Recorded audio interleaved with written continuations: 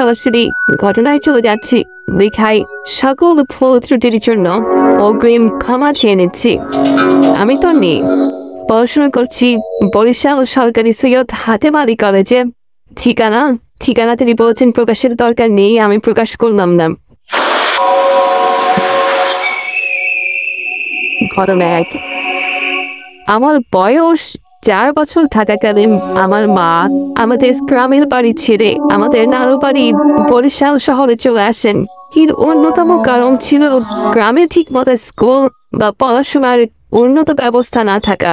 এর আগে আমি বলে রাখি, আমার 3 ভাই বোন, আমি মেজো, আমার বড় বোন এবং আমার ছোট ভাই। আমরা যেখানে থাকতাম তার কিছুটা সামনে ছিল খাবার পানির টিউবওয়েল।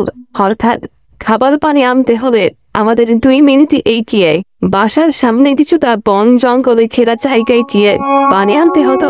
এভাবে একদিন সন্ধ্যা হবে এমন একটা মুহূর্তে আম্মু আমাকে নিয়ে পানি আনতে যান। আমি সম্ভবত তখন ক্লাস 3-তে পড়ি। আম্মু সাধারণভাবেই আমাকে পাশে দাঁড় করিয়ে টিউবওয়েল থেকে পানি তুলছিলেন। আগে বলছি, জায়গাটা একটু বন জঙ্গলে ঘেরা ছিল। ঘরের সামনেই একটা পুরোনো বড়ই গাছ ছিল, যেটায় 12 মাস বড়ই হতো। আমি নিচে বসে বসে বড়ই কুড়াচ্ছিলাম। হঠাৎ মাটি থেকে একটি বড়ই তুলে সামনে তাকাতেই যা দেখছি তা হয়তো আমি সারা জীবন স্পষ্ট মনে রাখবো। দেখলাম সাদা চুপ্পা পরা একজন দাড়িওয়ালা লোক মাটি থেকে 2-3 ইঞ্চি উপরে ভেসে ভেসে যাচ্ছেন এবং লোকটা এত স্বচ্ছ দেখতে মনে হচ্ছিল পানির মতন। তার ভেতর থেকে অপর পাশের সব কিছু দেখা যাচ্ছিল। আমার দিকে লোকটি একবারও তাকায়নি, মনে হচ্ছিল পাশ থেকে কেউ হেঁটে যাচ্ছে আর আমি তাকিয়ে দেখছি। এমন ভাবে তাকিয়েছিলাম যে চোখের পলক ফেলতেই এক নিমেষে লোকটি গায়েব হয়ে গেল, আর খুঁজে পেলাম না। আম্বুর পানি ওঠানো শেষ হলো, তখন আম্মুকে কিছু না বলে বাসায় চলে আসলাম। কিন্তু সবাইকে পরে বিষয়টি বললে বিষয়টি নিয়ে সবাই খুব হাসাহাসি করে এবং ফুল বলে উড়িয়ে দেয়। কিন্তু আমার তখন এসব সম্পর্কে কোনো ধারণাই ছিল না। তাহলে আমি কেন হঠাৎ সব দেখবো, তাও বাস্তবে চোখের সামনে? সবকিছু এত ফুল হয় কিভাবে? আজও আমি জানি না উনি গিয়েছিলেন। স্বপ্ন এক। আমি কেন জানি অনেকে বাজে স্বপ্ন দেখি সব সময়। বাজে আমার সব স্বপ্ন একটি কালো অবয়বকে নিয়ে। আমি বেশ সাহসী প্রকৃতি একটা মেয়ে, আমার সব বিষয়ে একটু কমই ভয় লাগে। এভাবেই একদিন স্বপ্নে দেখছি একটা কালো ছায়া আমাকে একটা গাছের সাথে বেঁধে রেখেছে, যার পাশে ঘুটঘুটে অন্ধকার, কিছুই দেখা যাচ্ছে না, শুধু একটা গাছের সাথে আমি বাঁধা। কালো ছায়াটা আমার সামনে খুব জোরে জোরে চিৎকার করছে আর আমাকে কেন্দ্র করে ঘুরছে। আমাকে ধরার খুব চেষ্টা করছে কিন্তু পারছে না। আমি জোরে জোরে সূরা আরবি হরফ উচ্চারণ করার চেষ্টা করছি। অনেক চেষ্টার পর আরবি উচ্চারণ করতেই ছায়াটা আমার সামনে থেকে চলে যায় আর আমার ঘুম ভেঙে যায়। আর আমি উঠে দেখি আমার হাত পা পুরো শরীর ঠান্ডা হয়ে গেছে। কিছুক্ষণ বসে থেকে বাজে স্বপ্ন ভেবে আমি আবার ঘুমিয়ে পড়ি। সব স্বপ্নেই আমি স্পষ্টভাবে বুঝতে পারি সে আমাকে ধরতে বা ক্ষতি করতে চায়, কিন্তু কোনো একটা বাধার জন্য সে আমাকে কখনো স্পর্শ করতে পারে না। ঘটনা তুই অনেক দিন একই স্বপ্ন দেখতে দেখতে আমি তেমন আর বিষয়গুলোকে পাত্তা দেই না। বাসায় বললেও সবাই মনে ভুল ভেবে উড়িয়ে দেয়। বাসায় আর বলা হয় না, আমি একাই ঘুমাই। এভাবেই একদিন রাত সম্ভবত 1টা, আমি শুয়ে আছি আর আমার ফোন ঘাটছি। হঠাৎ মনে হলো আমার মাথার কাছে কেউ একটা হাত রেখেছে। আমি হঠাৎ উঠে ফোনের লাইট অন করে দেখি কিছু নেই। কিছুক্ষণ পর মনে হলো মশারি তুলে কেউ টান দিচ্ছে, কিন্তু এবারও কিছু পেলাম না। তখন আমি ফোন বেছে তাড়াতাড়ি ঘুমিয়ে পড়ি এবং সেদিন রাতে আর তেমন কিছু হয় না আমার সাথে। এভাবে বেশ কিছুদিন চলার পর আম্মুকে এবার বেশ কড়া গলায় বললাম হুজুরের কাছে যাব। আম্মু ব্যাপারটা এবার গুরুত্ব সহকারে নিলেন আর পরের দিন বেশ ভোরেই এক হুজুরের কাছে নিয়ে গেলেন। হুজুরকে আমি তেমন কিছুই বলিনি, আম্মু বলেননি, শুধু বলেন একটা শরীর বন্ধ করার তাবিজ দিতে। হুজুরও একই তাবিজ দেন, তবে তাবিজের ওপরে যে শক্ত আবরণটা থাকে সেটা ছাড়া, অর্থাৎ শুধু কাগজের তাবিজটা দিয়ে বলেন, দেখো মা, আমার কাছে তো মাদুরি শেষ হয়ে গেছে, তুমি একটা মাদুরি কিনা তাবিজটা লাগিয়ে নিও। আমাদের আঞ্চলিক ভাষায় তাবিজের শক্ত আবরণকে মাদুরি বলে। আমি হুজুরের কাছে থেকে তাবিজ নিয়ে চলে আসি, আর খুব আশ্চর্যজনক ভাবে আমার এত ঘুম পাচ্ছিল সারা রাস্তা জুড়ে যে আমি বাসায় এসে তাবিজটা হাতে নিয়ে তাড়াহুড়ো করে ঘুমিয়ে পড়ি। খুব অস্বাভাবিক লাগলেও এটাই সত্যি, আর এর ফলস্বরূপ আমি ঘুম থেকে উঠে তাবিজটা আর খুঁজে পাই না। অনেক খোঁজাখুঁজির পর যখন ওটা পাই না, আম্মুকে আর কিছুই জানাই না, কারণ আম্মু জানার পর অনেক বকাঝকার রাগ করবেন, এটা ভেবে আমি চুপ থাকি। ঘটনাটি আমার আম্মুর বান্ধবী আন্টি, এটি ছদ্মনাম। তার বিয়ের অনেক বছর হলেও কোনো সন্তান হচ্ছিল না। এই নিয়ে নানান ডাক্তার দেখানো সহ নানা কবিরাজ আরো অনেক কিছু দেখিয়েছেন, লাভ হয় না। এভাবেই এক মহিলার খোঁজ পান যিনি এ ব্যাপারে তাদের সাহায্য করতে পারবেন। ওই মহিলার বাড়ি বরিশালের স্বরূপকাঠির কোনো একটি জায়গায়, আমি নামটা বলতে চাচ্ছি না। স্বরূপকাঠি বরিশালের অন্যতম জনপ্রিয় একটি জায়গা।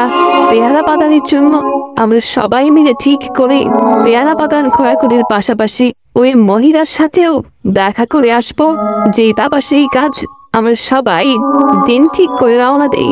এর আগে বলে রাখি, আমার খালামনির বাসাও স্বরূপকাঠি, আর ওই মহিলার খোঁজ আমার খালামণি দিয়েছিলেন। এভাবে পেয়ারা বাগান খোলার পর খালামনির বাসায় আমরা সবাই যাই। যাওয়ার কিছুক্ষণ পর মহিলাটি আসেন, কোনো কথা ছাড়াই আমাদের সামনে বসেন, বিড়বিড় করে কিছু একটা পরে নিজের শাড়ির ক্ষমতা দিয়ে মুখে ঠেকে দুলতে থাকেন, আর কিছু একটা বলতে থাকেন ফিস ফিস করে। এভাবে 2-3 মিনিট তোলার পর সামনে গিয়ে রোগীকে অর্থাৎ আন্টিকে বসতে বলেন। আন্টি বসার পর আন্টি নামে সব তথ্য উনি দিতে থাকেন, যেটা আসলেই অবাক করা ছিল। কিন্তু আন্টির কোনো সমস্যা নেই বলে ভালো ডাক্তার দেখাতে বলেন মহিলাটি। এরপর আম্মু আমাকে বসতে বলেন, আর আমিও বসে পড়ি। তখন মহিলাটি বলেন, আছে খারাপ জিনিস আছে, ডাউনতে চাই তোকে, ক্ষতি করতে চাই কিন্তু পারবে না, কখনো পাবে না, কারণ ভালো জিনিসও আছে। উনি এমন ধরনের কোনো শব্দ উচ্চারণ না করে জিনিস বলেছিলেন যেটা কিছুটা অস্পষ্ট ছিল আমার কাছে, তাই আমি ওনার কথা তেমন গুরুত্ব দিইনি। আন্দাজে বলছে এইটাই আমি শুনে নিই। তবে কিছুদিন এই বিষয়টি নিয়ে ভেবে আমি দেখলাম, আসলে নিজেকে প্রশ্ন করলাম, উনি তো আমাকে চেনেন না কোনোভাবেই, এত আন্দাজে কিভাবে বলতে পারেন, আর এত নির্দিষ্ট তথ্য বা কিভাবে দিতে পারেন। এরপর আর এগুলো নিয়ে তেমন কিছু ভাবা হয় না, তেমন একটা সমস্যাও হয় না। স্বপ্ন তুই এসবের পর আমি মাসে সপ্তাহে ওই অবয়বটাকে দেখতাম স্বপ্নে। কখনো কখনো স্বপ্নগুলো হতো ভয়ঙ্কর, কখনো কখনো মনেও থাকতো না। এভাবেই স্বাভাবিক পর্যায়ে সবকিছু চলছিল বা চলছে। তবে আরেকদিন রাতে দেখি এক হাড়ে হিম করা স্বপ্ন। আমি কোনো এক জায়গায় এসেছি, তবে জায়গাটা আমার চেনা না। চারপাশে গাছপালার ধান ক্ষেতের মতো একটা জায়গা। সন্ধ্যা হওয়ার আগ মুহূর্তে যেমন চারপাশ অন্ধকার হয়ে যায়, সব দেখা যায় ঠিক তেমন একটা পরিবেশ। কোথাও কেউ নেই, চারিদিকে নিস্তব্ধতায় ঘেরা। হঠাৎ শুনতে পাচ্ছি একটা বাচ্চার কান্নার আওয়াজ। কান্নার আওয়াজ তুলে খুঁজতে খুঁজতে গিয়ে দেখি 5-6 মাসের একটা বাচ্চা কান্না করছে।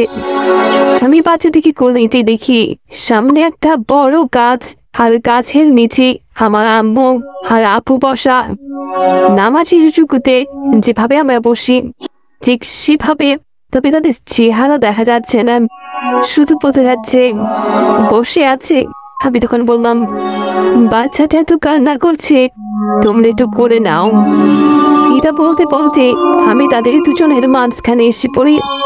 বসার পর আমি বুঝতে পারলাম এরা আমার আম্মু, বাপ ও নন। তৎক্ষণাৎ আমি উঠে আসার চেষ্টা করলাম, আর এই চেষ্টা করার সাথে সাথেই আম্মুর মতো অবয়বটা আমার চুরি টেনে ধরে, আর আপুর মতো অবয়বটা আমার দিকে তাকিয়ে বিশ্রীভাবে চিৎকার করতে থাকে। আমি চড়ে চড়ে স্পষ্ট ভাবে সূরা ফালাক নাস পড়ে বাচ্চাটার গায়ে ফোঁট দিই, অবয়ব দুটো গায়েব হয়ে যায় আর আমার ঘুম ভেঙে যায়। আমি নড়তে পারছি না ভয়ে। এমন একটা অবস্থা, উঠে দেখি 4টার কাছাকাছি সময়। কিছুক্ষণ বসে থেকে শান্ত হয়ে ঘুমিয়ে পড়ি। এভাবেই আমি প্রতিনিয়ত একই স্বপ্ন দেখতে থাকি, তবে সামনাসামনি কোনো কিছু দেখি না, আর কোনো ক্ষতিও আমার হয়নি। তবে অস্বাভাবিক ভাবে আমার চোখের নিচে কালো দাগ, সবকিছু ফুলে যাওয়া, বিনা কারণে কান্না বা মন খারাপ থাকা, এগুলো আমাকে ভয়ঙ্কর ভাবে ঘিরে ধরেছে। জানি না কেমনি করে হয়, তবে আমার জন্য সবাই দোয়া করবেন যেন সবকিছু ঠিক হয়ে যায়। এগুলো ছাড়াও আমার সাথে আরো ছোট বড় নানান রকমের ঘটনা আছে, ঘটে থাকে, যেগুলো ভয়ানক স্বপ্ন আমি প্রায়ই দেখে থাকি। তার সব ঘটনা একদিন লিখে পাঠাবো না হয়। যদি এই ঘটনা সবার কাছে ভালো লাগে তাহলে আবারও পাঠাবো। এই বলেই তিনি তার ঘটনা শেষ করেছেন।